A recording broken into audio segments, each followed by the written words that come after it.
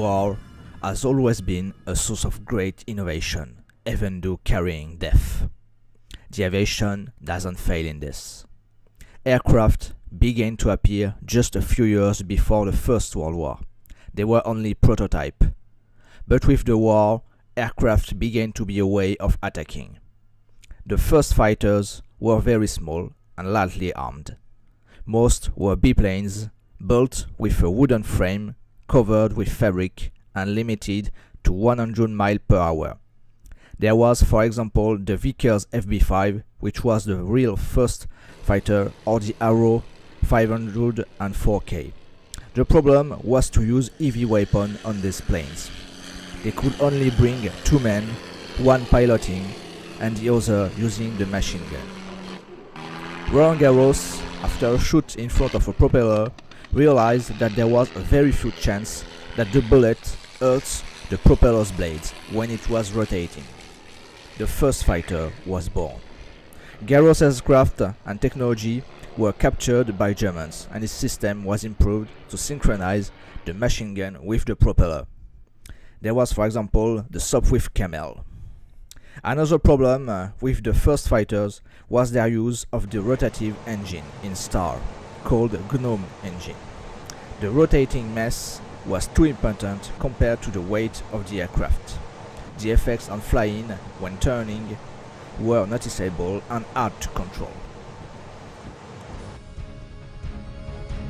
After the First World War, monoplanes became the standard, with metal fairing and more powerful engine.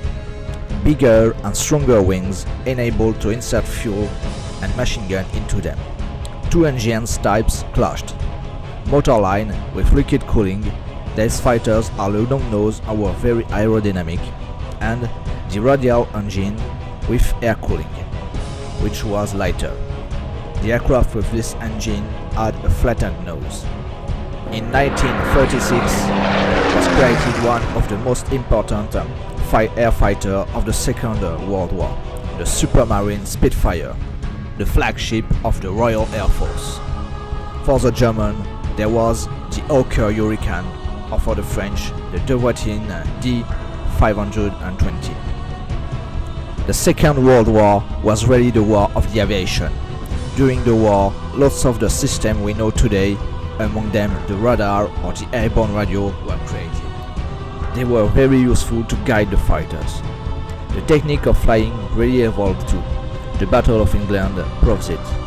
From 100 miles per hour at the beginning of the century, the aircraft could go to more than 400 miles per hour. During the war, a new generation of fighters was born. After the learning of the beginning of the conflict, still more powerful and with heaviest armament.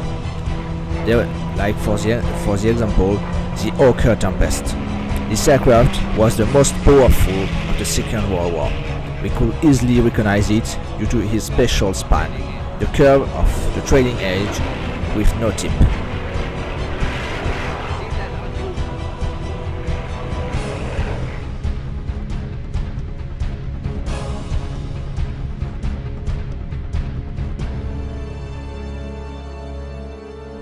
Always searching the aerial domination led to the development of the jets at the end of the war.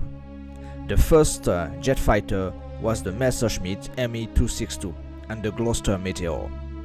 After the war, the propellers fighter began to disappear, dedicating the jets as we know them today.